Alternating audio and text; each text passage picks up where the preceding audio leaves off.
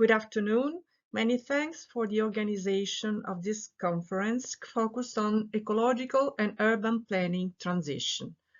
I am Fabiola Fratini, professor of urban planning at Sapienza University, and I will speak about climate change and local nature-based solutions towards resilience.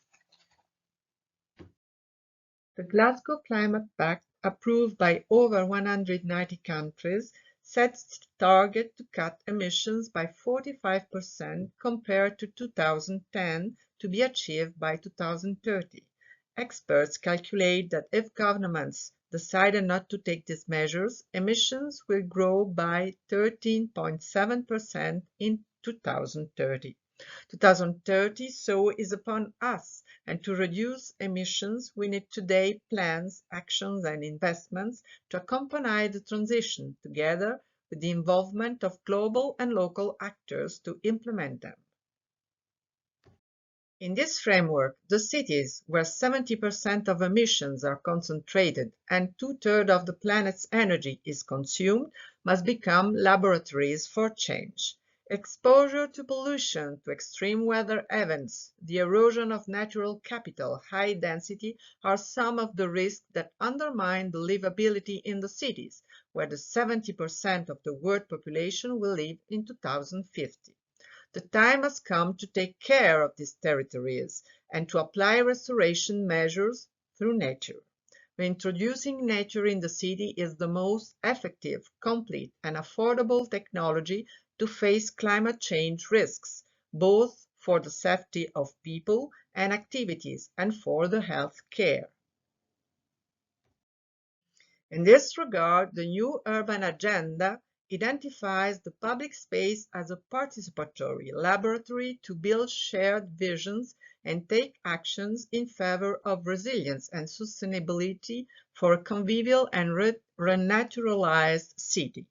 Many cities have already engaged in this path by declining at a small-scale actions framed in strategic plans that intended to increase urban resilience. These include the cities of Barcelona and Paris. The Barcelona case study demonstrates that strategical environmental goals can be pursued starting from the local dimension, improving the inhabitants' quality of life and well-being through a short-term and step-by-step planning approach. The lesson learned from the Végétalisons Paris experience can be summarized as follows. Tiny green spaces are components of the city urban green infrastructures.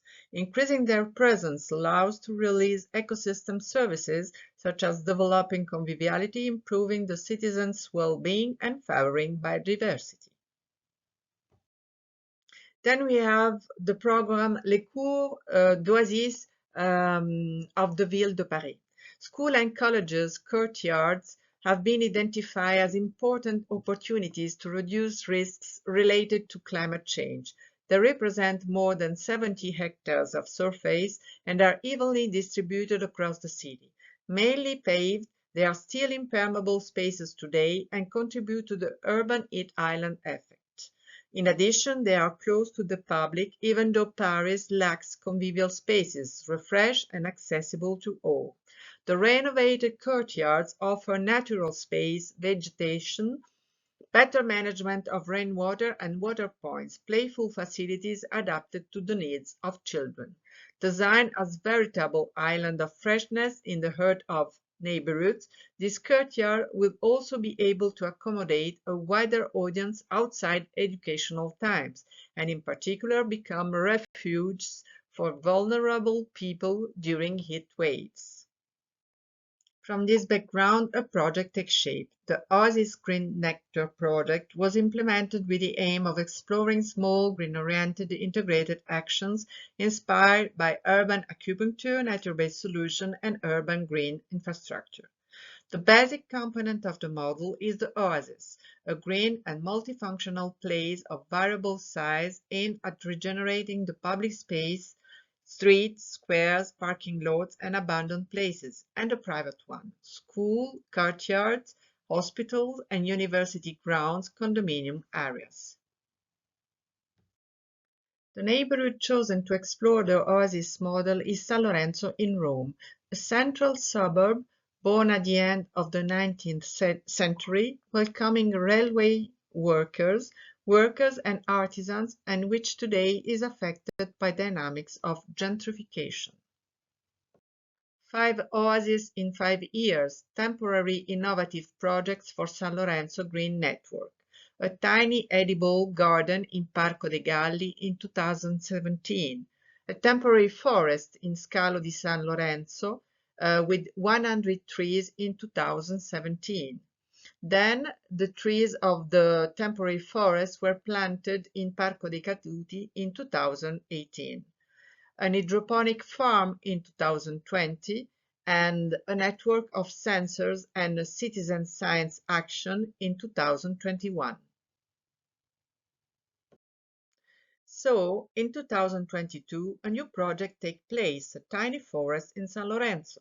The tiny forest, based on the work of the Japanese botanist Akira Miyawaki, is the flagship project of the Oasis Green Network as hyperlocal response to large-scale environmental challenges. The small footprint forest, only 200 square meters, is co-created by the local community and children. And if it won't solve climate change, research shows this small patch of nature can contribute to carbon sequestration and help cities adapt to rising temperatures. The pilot case of San Lorenzo is a part of a wider forestation program in the municipality of Rome, involving municipality 3, 4, 8, and 14, the Terza Missione Sapienza, University della Tuscia, with the collaboration with the Regione Lazio Programma Ossigeno. We consider the tiny forest the main project. It will last and will really involve into the process the future generations in order to increase their awareness on the importance of nature and the risks related to climate change. A tiny forest grows 10 times faster than classical forests, 30 times denser, so it absorbs more CO2, 100 times more biodiverse. Just 250 square meters that fits easily into the dense city open spaces, or 6 car parking lots, as in Bordeaux case, as you can see. 3 years only for watering and no more maintenance costs. It's an ecological system self-sustaining. We can come back to San Lorenzo to have a look on the steps of the design phase. To find the area, we had to overcome the constraints. Water, electricity, Wi-Fi, have a safe area that can be surrounded, a school nearby able to take care of the tiny forest after the plantation. We built a mixed stakeholder network with institutions, schools, and associations. Then we co-design the shape of the tiny forest involving the school children. They decide for a leaf shape, and together we shape on the ground its border on March the 28th. Once shaped the form, we have to choose the species, the way the trees have to be planted, and fill the Ossigeno application form with the University of Tuscia. The ingredients of the tiny forest: trees, small trees, and bushes, 150 plants for 200 square meters, excavation of 70 centimeters deep, 30% of ground will go to waste, and 70% of ground will be mixed with natural fertilizer.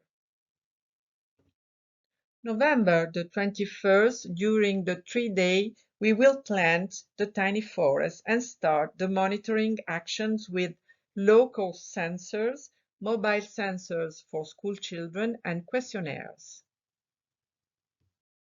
Meanwhile, we build a pedagogical path with green walk, lectures, and experimentation with the school children.